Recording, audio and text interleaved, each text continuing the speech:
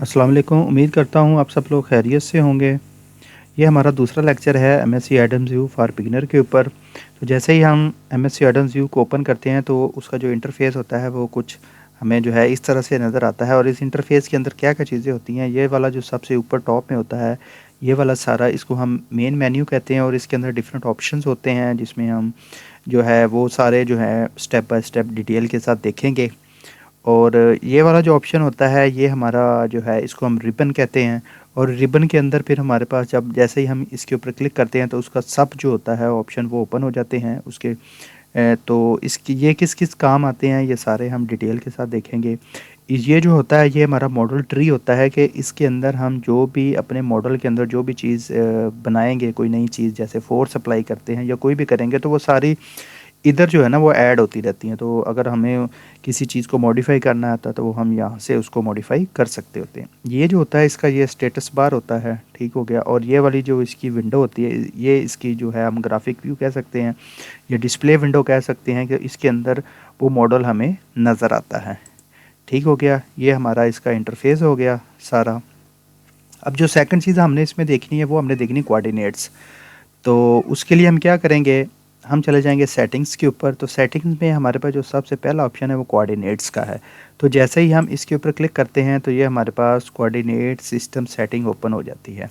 तो इसमें हमारे पास जो होता है वो 3 किस्म के कोऑर्डिनेट्स होते हैं। एक कार्टेशियन कोऑर्डिनेट्स होते हैं, दूसरा हमारे पास सिलिंड्रिकल होते हैं और तीसरा जो है वो स्फेरिकल होते हैं, ठीक हो गया। तो इनमें हम अपने मॉडल के मुताबिक जो हमें रिक्वायर होता है वो हम यहाँ से सिलेक्ट करते हैं। देखिए हम जो सिलेक्ट कर रहे हैं वो वाला सिलेक्ट हो रहा है और सिंपल उसके बाद हम अप्लाई पे क्लिक करते हैं। अच्छा, सबसे पहले हमने इसका जो होता है कोऑर्डिनेट सिस्टम सेलेक्ट करना होता है, ठीक हो गया। जैसे ही आप कोऑर्डिनेशन सिस्टम सेलेक्ट करते हैं तो उसके बाद आपने सीक्वेंस ऑफ रोटेशन देखना होता है। तो जैसे अब ये 313 है तो यहाँ पे देखें डिफरेंट किस्म के आपके पास सिस्टम जो है वो रोटेशन सीक्वेंस हैं। अब 3 जो है वो रिप्रेजेंट करता है जेड को, और जो 1 है वो रिप्रेजेंट करता है एक्स को, और जो 3 होता है फिर वो रिप्रेजेंट करेगा जेड को। तो इसको हम दे सकते हैं कि जो एक्स है वो इक्वल टू 1 होगा, और जो वाई है वो 2 के इक्वल होगा, और जो जेड है वो 3 के इक्वल होगा, ठीक हो गया। अब इसको भी हम थोड़ा सा देख लेते हैं। 313 का क्या मतलब होता है? 313 का मतलब होता है कि पहले रोटेट करेगा ये around x axis z axis, क्योंकि 3 है, ठीक हो गया। और जो हमारा एक्स और वाई है वो चेंज होके क्या हो जाएगा, वाई डैश हो जाएगा और एक्स डैश हो जाएगा। अब 1 है, अब वो इसके गिर्द अब ये फिक्स रह जाएगा और इसके गिर्द रोटेट करेगा तो जेड जो है वो जेड डैश हो जाएगा और वाई जो है वो डबल डैश हो जाएगा, क्योंकि वाई दूसरी दफ़ा चेंज हो गया।